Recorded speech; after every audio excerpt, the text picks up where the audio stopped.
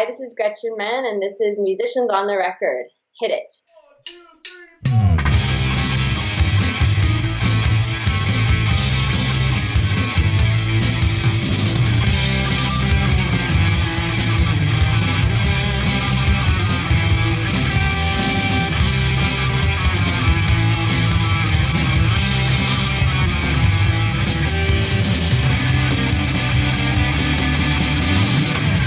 This is huge, musicians on the record. Bring it on.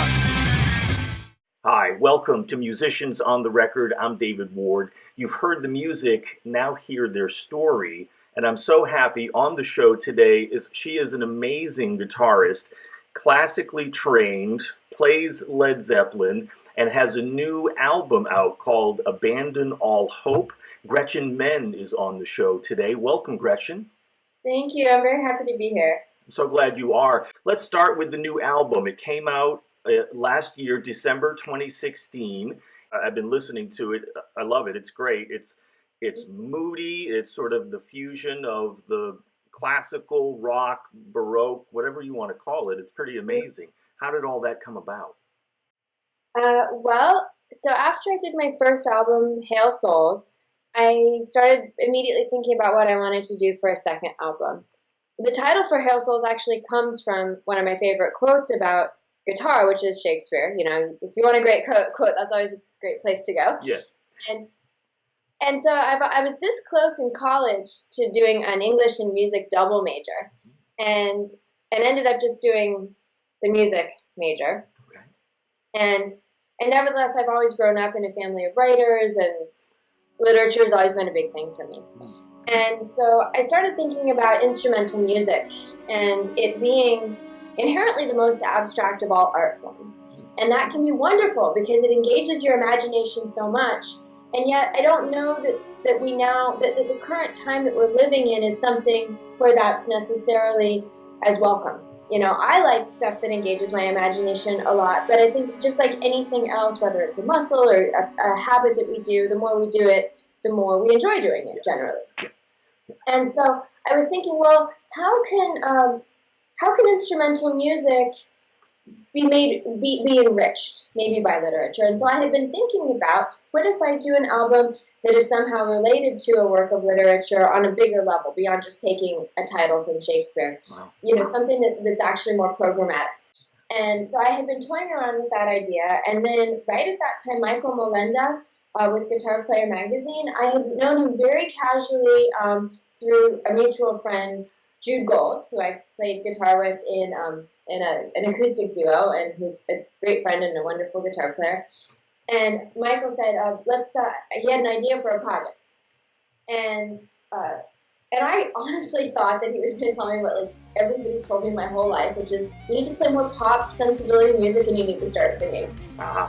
Or at least I wasn't sure that's what he was going to say, but I thought there was a very good chance that I was going to get pitched a project that was completely inappropriate for what I wanted to be doing and what I could do. Yeah. But we sat down, and I actually just found it the other day, had this sheet printed out, and it said, Gretchen Menn, Dante's Inferno, A Journey in 11 Different Musical Moods, December 8th, 2011. Wow. And I was like, I saw it and then he had these 11 different areas of the Inferno, and what each one would be. And I was like, I could not believe how up my alley it was. It was as like up my alley as anything has ever been, and it was actually cooler than anything else I had been kind of toying with. Right. So I'm in. That's great. So that's how it got started. Yeah. You know, kind of a long story, but it's true story. It's wonderful. We love the stories here on the show.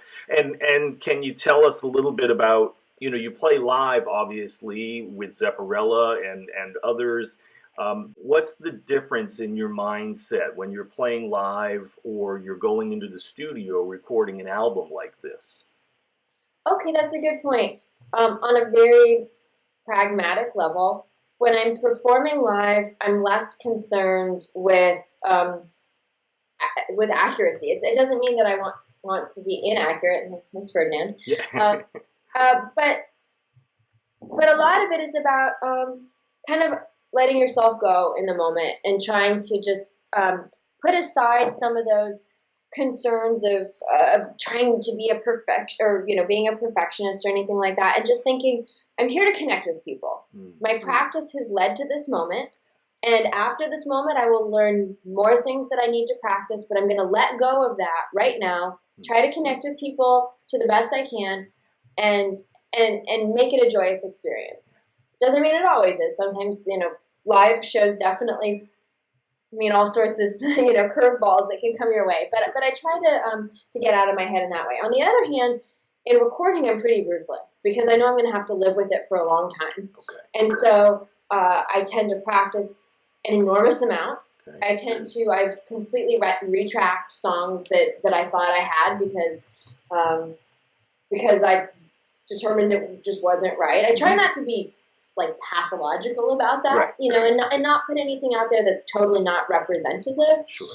But yeah, I guess those are different ways that I approach this process. And so then, on average, how much time did you spend in the studio around this album, and what would you say, like, how many takes for some of these cuts? It was a really long album, and it took me a long time to write and to record because it was very compositional. I learned recently that I have in my mind sort of a difference between songwriting and composition. And it can be a little bit nebulous, but nonetheless, Abandon All Hope is definitely composition in that, I wrote each part, Now, of course, the drum part, there was a chart, and but I told my drummer, make this into a real thing. You're a drummer, so I'm not going to be the guitar player who's like, come on, drummer, I wrote every single hit for you. Right. But I would write basic beats. I would write basic, fills to say this is kind of what I'm going for. You go for it. But everything else was really composed. So that takes a while. Yeah. When you're not just thinking about guitar, you're thinking about writing for string quartet, and not just that, not just thinking about it, but it was the first time I'd done so with such seriousness. Yeah. So in terms of number of hours in the studio, I guess I could go through my checkbook. And in terms of numbers of takes, what I can say is the fewest takes required were from my drummer, Thomas Perry, and my sister, Gretchen Menn, so the drummer and then the soprano.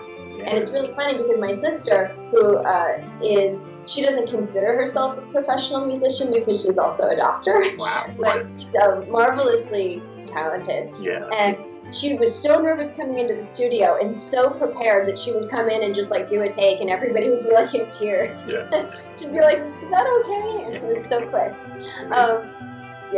And for myself, I don't count the takes, but here's what I don't do.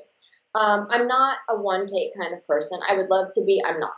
But I'm also not a millions of take kind of person because I don't like to ever get myself to the point where I'm disconnecting from the emotional intent of the song and starting to get towards frustration. And for me, that's after about 5 takes. That doesn't mean everything was recorded in 5 takes, but it's basically, if I don't have it, it's in the first 5 takes. Yeah. I go home, I practice, I work on whatever's not working, and then I come back another day when I can actually play it better. Got it. So, some of the stuff you're talking about, Gretchen, obviously a talented family with you and your sister, and I think your dad was in the business too, from what I was reading. Where did you learn? That's not just doing a 2 and 4 beat there on the drum set. That's a lot of skill to learn all of that, composition, writing for an orchestra. Where did you learn all that?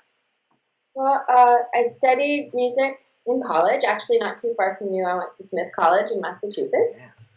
I love the East Coast. Yeah. And I started my studies there, but it's really funny. It's you can say, oh, I got a degree in music, but I got out of college and I felt like I just barely started cracking open, even the slightest hint of understanding anything. Wow. And so it was really after that I've continued to study. I have a composition teacher. I have an orchestration teacher. The composition teacher, Elizabeth Erickson, we work remotely. I send her scores, and she gives me feedback, and we talk about them. Thomas Goss is an orchestration teacher, and he actually has stuff available all over YouTube. That's actually how I found him. Amazing. He's from the Bay Area, but now he's living in New Zealand. So I found this guy who's practically local. Amazing. It's great. There's so many resources. And then I've got tons of books on harmony and counterpoint and stuff like that. So, and actually very importantly, I mean, here's what's on my coffee table, studying real scores. So the other day I was looking at this Ravel string quartet. You know, and just going through and listening to it, reading it, seeing how things are put together. You can analyze it. It's like there's just so much information. It's like, well, if you're writing books, you should be reading books. You know, so sure, of course. Can we go back in your story as far as when did you first fall in love with music and the guitar? How did that process even start for you? I fell in love with music before the guitar. Okay. Yes. But, so not only, actually, my earliest music was actually more encouraged by my mom. It's really funny that because my dad and his Association with Guitar Player magazine, when I was a kid, although he had left, he'd been gone years before I ever started playing. Okay. I think natural tendency for everybody is to think that it came from my dad, which it certainly did. But I always have to really credit my mom because she was the one who was playing all sorts of different music at the house. You know, she was playing really good music. She has fantastic taste in music. She took my sister and me to the ballet when we were little kids. We saw, you know, Swan Lake and the Nutcracker Lake. For her, she was very, on some hands, very thrifty about stuff. Like, we didn't get, like, grotesque amounts of stuff, but she was really about experiences. So it's like, I look back and I'm like, God, she took us to the theater a lot. And she was really intent that we would have a good education around music. And so it wasn't ever aggressive. It was never forced down our throat, but it was more like, hey, this is what you guys get to do. And it was like, cool. So we got it. So I fell in love with music. It was just always part of my life. But guitar, I think, kind of around the age that a lot of people do. Maybe a little bit older. I feel like a lot of my heroes picked up the guitar more like around 10. But for me, you know, right around the age of about 14 or 15 is where I started discovering not just music, but really guitar-oriented music. Okay. And that's what got me interested in ever picking up the guitar. Okay. Was like, and actually, it was the moment that was, I remember it, was I saw Eric Johnson open for Joe Satriani. And actually, I wasn't there to see Eric Johnson. I was there to see Joe Satriani. And Eric Johnson played Cliffs of Dover, which I had heard on the radio a couple weeks before, but they must have said who it was, like at the beginning of the song, because I waited until the end and I didn't know who it was, and I was like, who is that? Who is that? And then I heard him play it, and I was like, I was just struck by such joy in the music and the playing, and I just thought, God, you must be such a joyful person to play like that. And then I thought, well, wait a minute, if I could play guitar like that, maybe I've reversed the causality. Maybe he's that joyful because he can play guitar that well. There you go. Yeah. Great.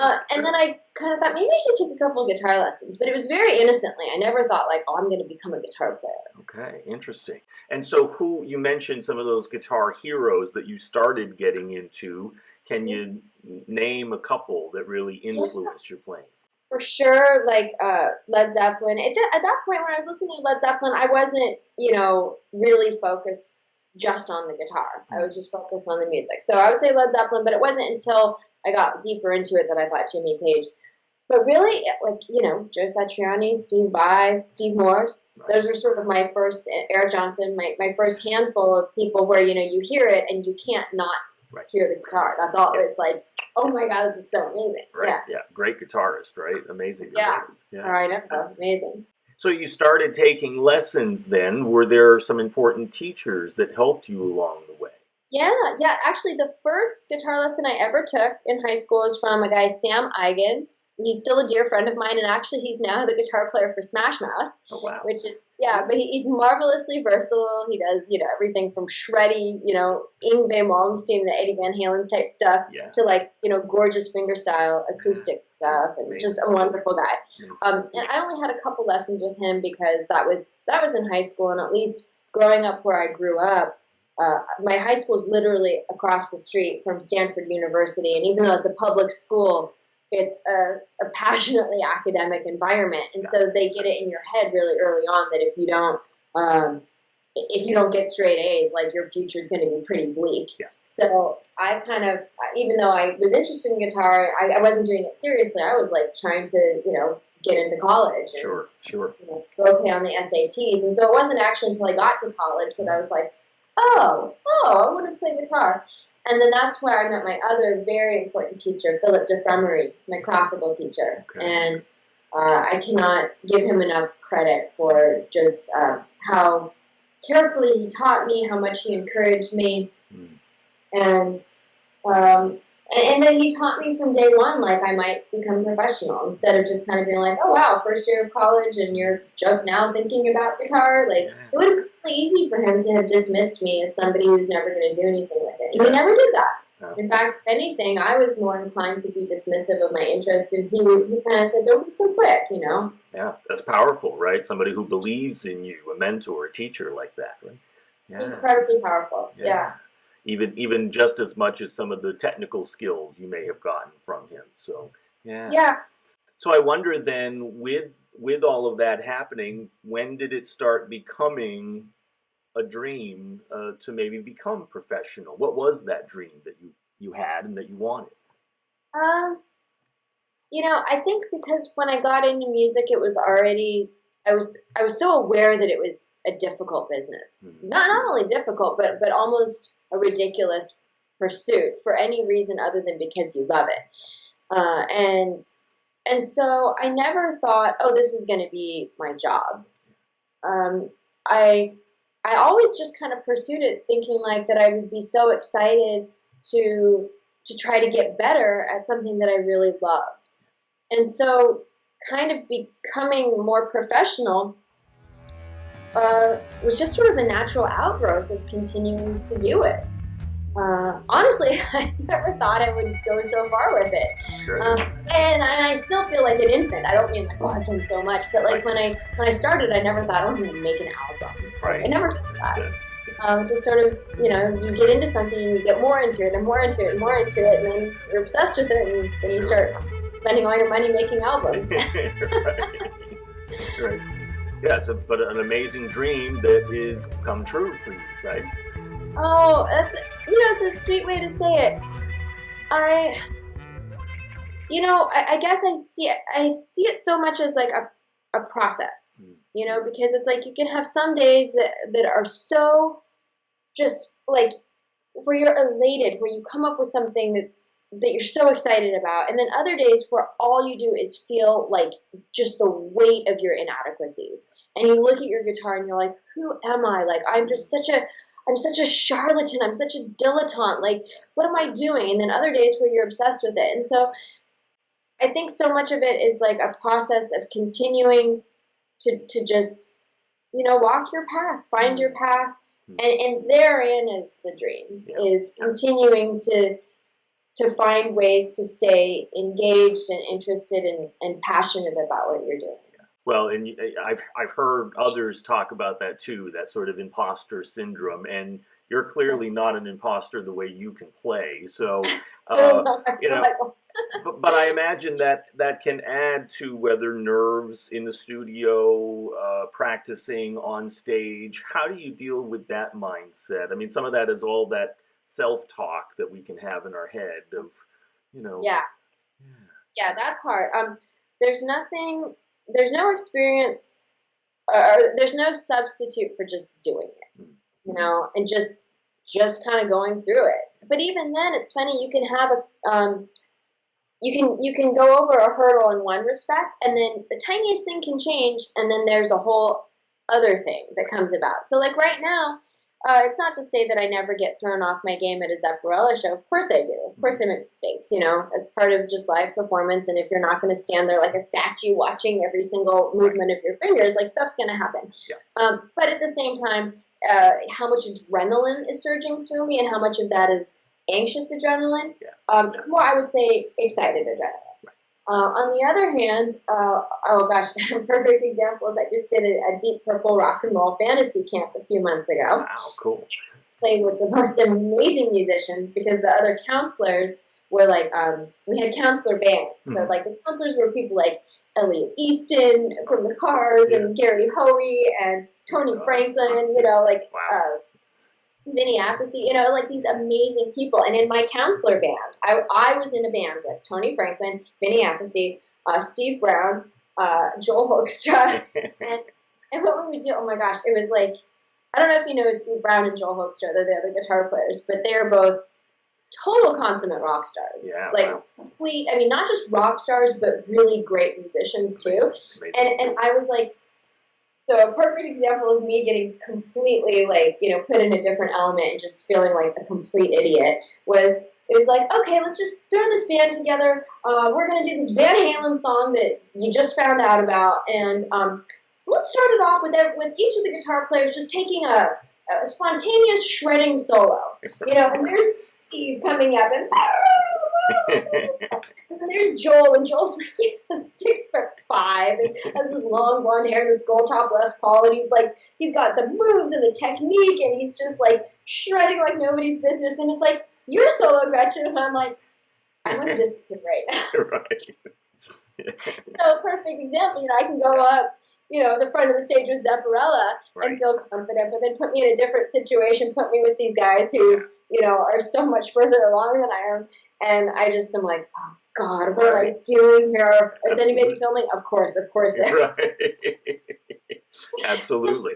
But the way that I try to manage that, rather than come home and, you know, just cry in bed. Right.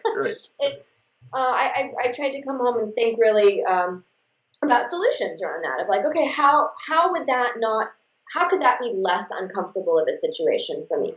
And so then trying to have that knowledge and that embarrassing situation channel into my growth as a musician, you know?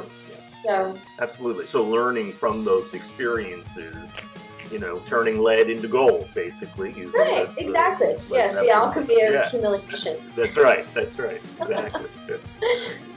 I noticed that a lot of musicians, professors, were very jaded, and sometimes I wondered like if they even liked music.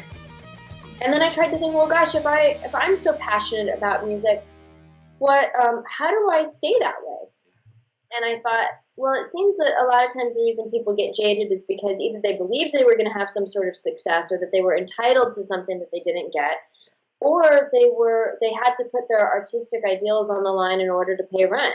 Right. And I thought, well, what if I don't ask anything from music other than that I stay passionate about it? Like, what if I don't assume I'm ever going to make a single dollar from it? What if I just pursue it the way I want to do it? Which then, of course, is like, but I need a day job. Right. And all through college, every summer I had jobs. Mm-hmm. You know, it's like I worked like at a clothing store, and that was horrific. I worked at a bar, and that was awful, you know, and just mind numbing. It's like you'd come home, and rather than wanting to pick up your instrument, you'd just be like, you know, I'd been in zombie mode for so long that it was just like, it was not good for me. And so I thought, okay, I need something that's going to be more engaging, more challenging, more exciting. Something that lets me use my brain, and maybe uses my brain in like a compatible way to music. Mm-hmm. And I had seen, I had taken a few flight lessons just kind of spontaneously when I was at college, because there was a discount for college students. You get like 2 flights for $100, and I was like, me use all my Christmas money to do that. So I did that, but then it was when I ended up graduating. I graduated a year early just because I was such a geek in high school, and you spend enough lunches in the library and suddenly you end up with AP credits that you didn't realize were going to get you through college quicker, but it saved a year of tuition, so I did it. That's great. But it also meant that I graduated having only played guitar for like 2.5 years, so I was not ready to play, you know, professionally. Yeah. So I went to flight school, and I got all my licenses, and then that took about a year, and then I immediately started teaching. Wow. And that allowed me to start working my way out of debt, because I was teaching all the time, like 7 days a week, like just like a maniac. Incredible. And then I actually ended up going to the airlines for a year, and I did not like that lifestyle, so I left and decided to just pursue music a little bit more directly, and continue to flight instruct as my rent and groceries required. Right. That's an amazing story, though, Gretchen. I really think. I mean, what's that like? Of, you know, I don't know what kind of planes you were flying, of how big, but what's that like being up there, and what's the similarity to music as well? That's a great question. So I flew the first plane I learned to fly in actually was well, I got my check ride in a Cessna 152, and so I flew like little single engines, like mostly Cessnas, and then I went to multi-engine like a Beechcraft Duchess and Traveler, and then for the airlines I was flying a regional jet. Actually, it was like I did not expect to get hired directly into a jet, but because I had high multi-engine time, and where I was instructing, I was one of the only teachers that had my multi-engine instructor license. So I had higher multi-engine time. So I got hired directly into the jet. It's funny you mentioned the similarity between music and flying. It's interesting how many musicians either are pilots or have an interest in it. Like, I mean, one of my heroes, Steve Morse, is a pilot, but also I believe B.B. King, I think Mark Knopfler, I believe David Gilmour. I could be wrong on some of these, but I'm pretty sure. We all know Bruce Dickinson, right? He actually flies around the band. It's amazing. Dick Dale, there's so many musicians. Actually, Jeff Beck took some flying lessons too. He didn't get his license, but he, That's fascinating. I didn't know that. So yeah, I think that there's, at least for me, what I have read and what I understand is that music engages more areas of your brain than just about anything. There's a wonderful book called Musicophilia by Oliver Sacks that talks about it. And it's kind of a pet interest of mine. But I believe flying also has that. And I think if you're the type of person who likes, I don't know, that feeling of just, I don't know, it's not like you can sit there and be like, oh, I can tell a lot of areas of my brain are lit up. But I think there's a certain level of stimulation that can be very engaging, And with flying, you have a lot of that because it's like not only are you having to be dealing with a ton of kinesthetic stuff, right? But you're also having to be thinking with intense focus while at the same time multitasking, which is really because you're having to maneuver a plane, fly a specific heading, climb or descend to an altitude while talking on the radio, listening on the radio, remembering your call sign, watching your student, looking out for traffic. It's a lot to deal with, but once you start to kind of get in the flow of that, there's something that's really, it's both relaxing and kind of stimulating. So it's amazing. And just like music, and especially I imagine playing on stage, you really got to be in the now, in the present moment, because distractions can lead to some mistakes, right? Right. But you have to absolutely be in the moment, in the now, but you also have to be planning ahead a little bit, Yes. So I have to, for instance, say you're coming in for a landing, and you can actually, not only are you in the moment, you're also trying to see not just where are you right now, but hey, how's that rate of descent? Is that just a little too much? Do I need to correct it just a little bit now? But then on stage, it might be like, okay, how is, I'm ending the bow solo. I have to adjust my pedal, my delay pedal for less delay. I have to go put the bow back, and then I've got to be back to the front of the stage in time for those hits. Yeah. So it's that simultaneous kind of being everywhere at once. Absolutely. Yeah. It's a great example. And it's kind of funny that you are piloting a Zeppelin in Zepparella, right? I mean, you have takeoff and then landings every show, right? Yeah, yeah. It's really amazing. Can we talk a little bit about that then, Gretchen, and how did Zepparella even happen or come about? Yeah, so that was the idea. So Clementine, Zepparella's drummer, and it was all her idea. I just volunteered for the guitar role. She and I had been playing in an AC/DC band together, which was really my first real band. Awesome. I played in a couple other projects, but AC/DC was the name of the band, and it was the first time I'd been in a professional music situation. And I was in that for, I guess, about a year and a half before Clementine and I realized we were just wanting to play more than the other girls in the band. We were wanting to take opportunities that they weren't as enticed by. And so she suggested that we start this as a way of, improving our skills, learning from our heroes, and being able to take other gigs and to play more. So, yeah. It's amazing. And so can you say a little bit more about what you love about Zeppelin music, and especially with Jimmy Page? I mean, I consider him a musical genius. This is not easy music to play either, his guitar playing. How do you do that? I had to work hard. I had to work hard to get it together.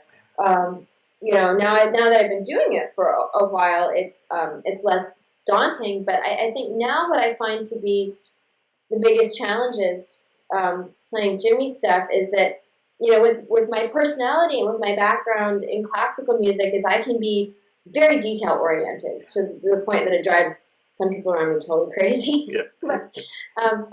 But to try to remember that on one hand, to be specific, to honor the music right, but playing Jimmy Page with a surgical attitude is all wrong. Right. He didn't play his stuff with a surgical attitude. Right. So to try to find where that balance is between playing it right, but also not taking away the spirit of it. Right. So that's an ongoing, that's a lifelong challenge. Yeah. But wonderful about playing Led Zeppelin is that it's like, I think for everybody, but I'll just speak for myself as a guitar player, it's like an amusement park. It's a musical amusement park because you get to do everything. I mean, you get to play beautiful, like, ballad stuff. You get to play, like, super heavy riffs. You get to beat up a Les Paul with a violin bow. You get to do sonic stuff. You get to improvise. It's like, I wouldn't have necessarily imagined that it would hold my interest for so long, and I still really love doing it. Oh, that's great. Fantastic to hear. Can we talk a little bit about the bow and sort of the first time you picked that up? And do you also play the theremin too? I have a theremin right there, actually, Wow, and I'm learning it. I played it in a couple of different shows, and the only reason I don't bring it with me to every show is it's just another piece of gear to bring. It's not heavy or big, but it's like another piece of gear to bring, to set up, to sound check. Yeah. Sure. And because it goes through the, you know, out of a DI, it means something else for the sound guy to do. If it was just something that maybe I should get a designated amp for it, but then that's more gear. So, but in terms of the bow, I was very resistant to that because I actually, maybe it was because of Spinal Tap, you know, how like Jill Snow like plays the guitar with the violin, you know. Right. And I thought, like, yeah, really, like there's a level to which in honoring a band, if you get too persnickety with it, it starts to look more, I don't know, kind of cheesy. Yeah. And so I was afraid I was going to go too far down that road. But it was through some serious arm twisting on the part of my bandmates that I finally agreed to give it a go. And then once I got into doing it, I realized, like, that it was actually pretty cool. And I stopped, I had to change my attitude about it. I had to stop thinking of it as kind of cheesy and think of it as like, you know what, this was a really cool, interesting new way to approach the guitar when Jimmy did it. And if I can tap into that attitude more, then it doesn't have to be, you know, kitschy. Yeah. And I would think some of the classical training would fit perfectly with some of that. I mean, it's not classical, obviously, bow on the guitar, but it's bringing in a classical instrument for that, right? Mm-hmm. Yeah. Although I picked up a violin before my sister plays, and it does not translate. I sound horrible. I love the violin, but no, I do not play it. Yeah, well, just another instrument to practice then, maybe on the next album, right? Yeah, exactly. Can you say also who else is in the band, Gretchen, in Zepparella? Zepparella is, so the drummer is Clementine. She is just Clementine. That is her official legal name, Clementine. Angeline Saris is the bass player, and Noel Dowdy is the drummer. Is the vocalist. Yeah, excellent. And I love your description because I agree. Zeppelin didn't play it the same way. They changed it up every night, each of these songs, right, and riffed on it.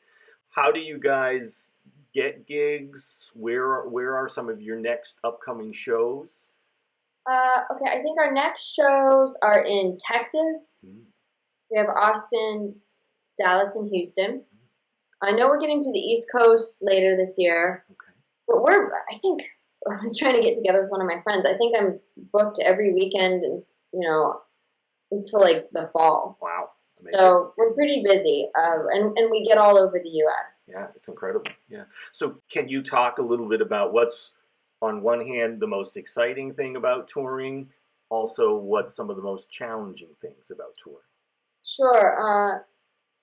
Exciting things are just getting to go and play music in new and different places. And honestly, I love meeting and talking to the people who have supported us, who come out to the shows. Like, it's funny because every now and then, like one of my friends will come to a show and they'll act like it must be kind of a drag for me to, go out and do the meet and greet stuff. I'm like, are you kidding? Yeah.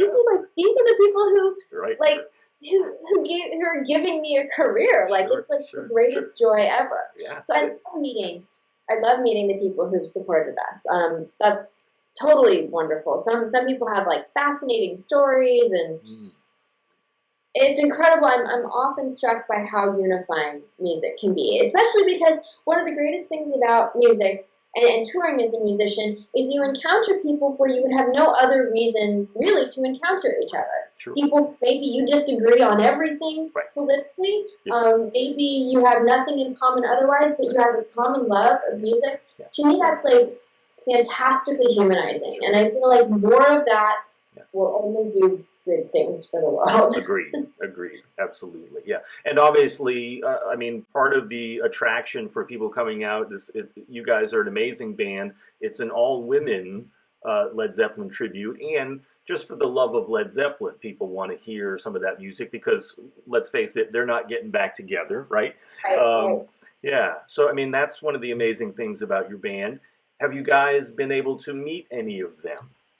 Have you had? I met Robert Plant very briefly. Our singer knows him for a number of years. My meeting with Robert was not in any way remarkable. It's like, hi, you're Robert Plant, and you're never going to remember me. Thanks, bye. I've never been one who needs to meet my heroes. Yeah. Sure, it's great. Yeah. But at the same time, just to say, I shook Robert Plant's hand. I don't care. He doesn't care. I just want him to keep doing his thing. Yeah. I'll just be inspired. Absolutely. Yeah. Yeah. And as far as some of the challenges then of being on tour, what's some of the difficulties that you have to overcome? I mean, it's hard work. I mean, it's exceptionally hard work. And in fact, some people who have toured with us or have joined for parts of the tour are often, even other musicians are kind of surprised by how rigorous of a schedule we keep. I mean, it's long drives, it's late nights, we load our gear, we set up our gear, we tear down our gear. We don't have a team of people doing stuff for us. So there's something cool about that, in as much as that, it's impossible. I'm quite sure I will never become a diva. If you're lugging your own amps around, you're always going to have an appreciation. Right. For hard work, and I believe in that. But yeah, after when you look at your calendar and you see, wow, I have no days off until next month, you can kind of be like, I don't really like a day off. Right, sure.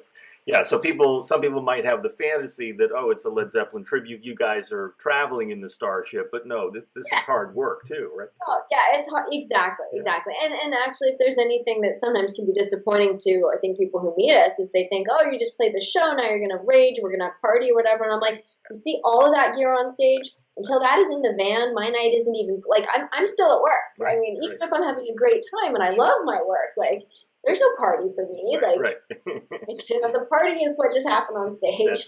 That's right. That's fantastic. I love it. You talked about some of the issue with your hand. Obviously, playing music can be tough on the body sometimes, whether it's guitar, drums, any sort of injuries that you've had from playing or needing to take care of. Yeah.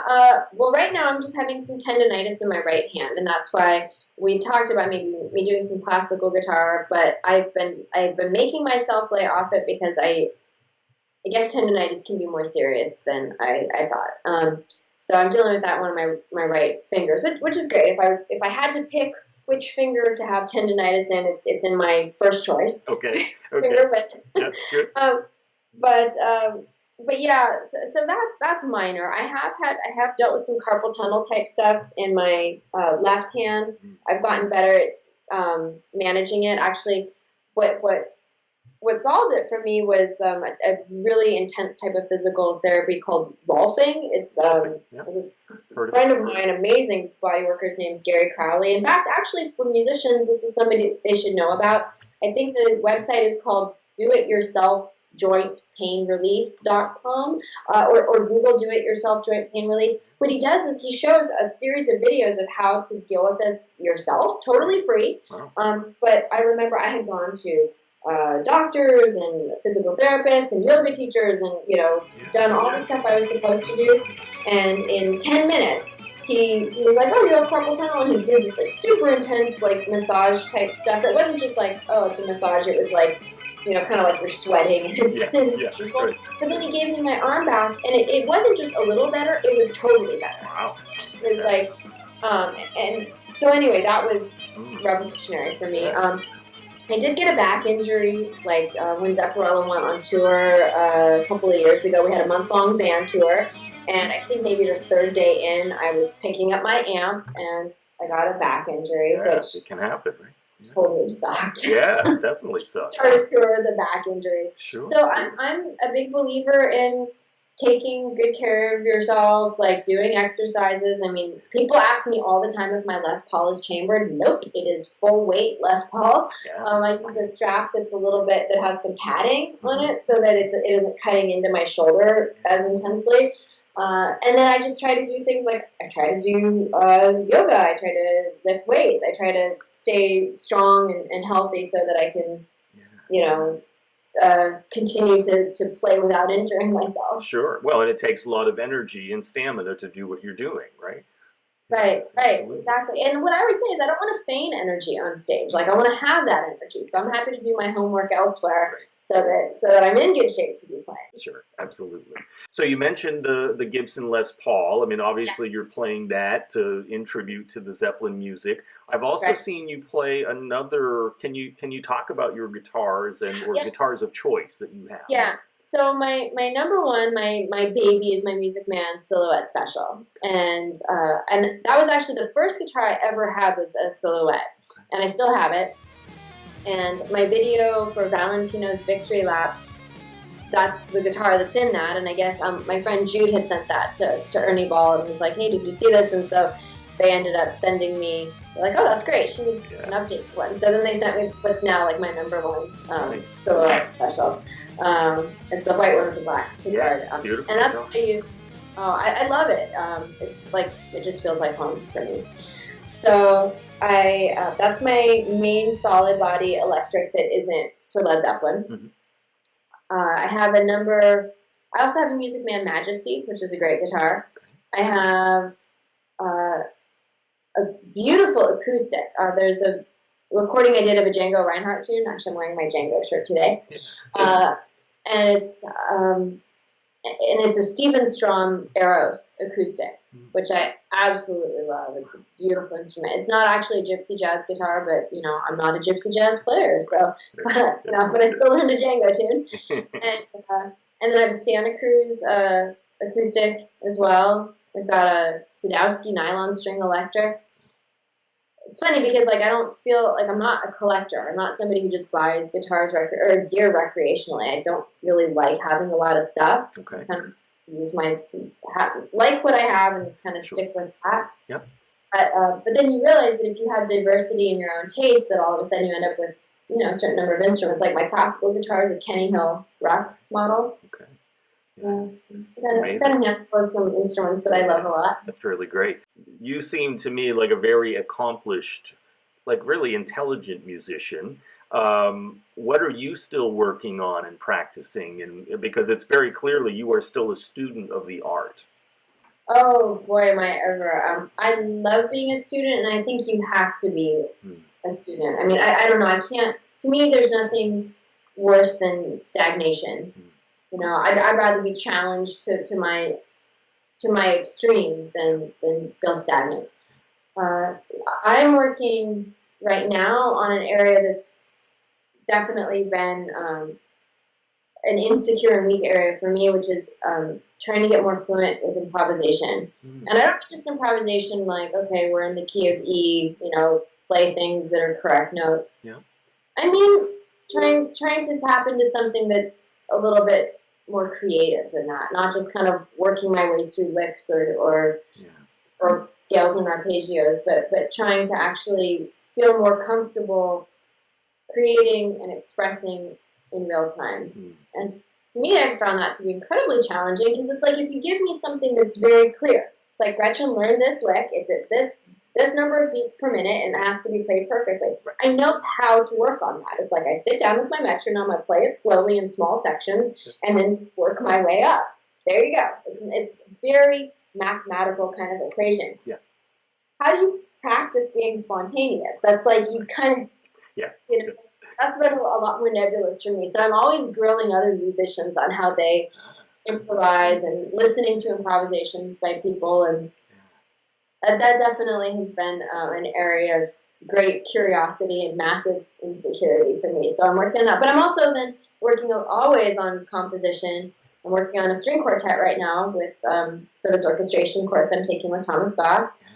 And then always working on just, writing, trying things, new things that I can't do, reviewing stuff that I could do. And, it's funny, I can sit there and have recorded something a few months ago, and then someone's like, hey, play me that, somebody texted me the other day saying, hey, one of my students wants to learn this thing that you played in Tombs. Can you help us with it? And I actually had to sit down, I'm like, oh, yeah. Right. It took me a minute. I remembered it, but it took me a minute. Sure, right. How do I play that again, right? Yeah. How do I play that? Oh, wait, hang on. Let me practice it.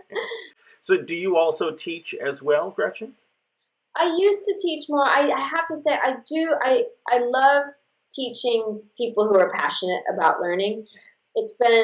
Right now I've been so busy that I just haven't been able to do it. I have some people who I have taught, and it's just, my schedule is so hard to work with recently that I would say I love teaching, but I don't always have time for it.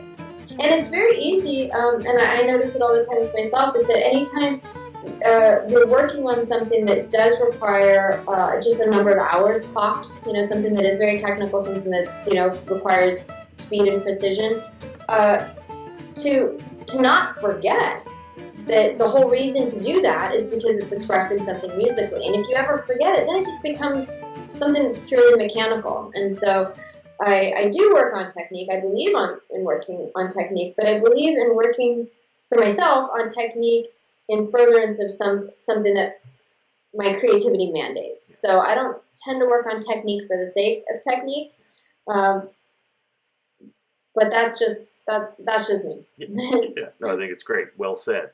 What are some other maybe goals in your musical life? Where do you want your music to go? What else do you want to accomplish or achieve? If you've thought of that, if you know that. Oh, that's a wonderful question. I love music so much, and I love so many different aspects of it. And on one hand, sometimes I'll wish that I was less diverse in my interests, but then I also don't want to be less diverse in my interests. I mean, aren't we? It's so funny how many people define themselves by what they don't like, and ultimately that's kind of like wearing something so negative as a badge of honor. It's like, if I could choose to like most things, like, isn't your life better by what you like? And so my problem is having so many different directions that I want to go in, that it's like trying to juggle 12 different things. It's like, okay, how do I make strides in any one direction if there's all these other places I also want to go? And so I want to work on everything, to be honest. I want to become a better technician. I want to have better feel. I want to have better vibrato. I want to have better improvisation. I want to write cooler stuff. I want to deepen my knowledge and my harmonic vocabulary. I want to be able to write better for different instruments. I want to be able to orchestrate something in a way that's, beautiful. So, yeah, everything. Everything. Okay, great. Yeah. Well, life is long. Hopefully you'll be able to do that, right? I hope so. Right. I better keep drinking my green juice. That's right. Exactly. Yeah. For musicians who are watching this in the future, who want to get to where you are, what advice would you have for up-and-coming musicians? I think my advice would be, do music because you love music. Don't go into music expecting a reward beyond the fact that you get to play music. And I think that if you focus on what you love about playing music, there's then an inherent reward in it. Egos can get out of control in both directions. Insecurity is just another form of ego. And right now we live in a time where our egos are constantly getting fed in either direction through the instant gratification of social media and things like that. And it can become very difficult to keep your own course clear because you're getting so much input from the outside. And while I believe that it is important to listen, you know, if you put something out there, it is important. You learn how something's received by listening to that. But at the same time, to try to take enough time to stay grounded and really look within yourself and find out what makes you unique as a person and therefore as a musician. We all are diverse creatures full of contradictions and complexities, and if you can find and channel those things into your music and your creativity, then in a way you don't compete with anybody. All you do is refine and expand who you are as a musician, and to me that's true music, and that's where you're going to find greatest fulfillment. That sounds great. Wonderful advice. Gretchen Menn, thank you so much for being on Musicians on the Record today. A pleasure. Thank you. Thank you. It's such a delight to talk with you.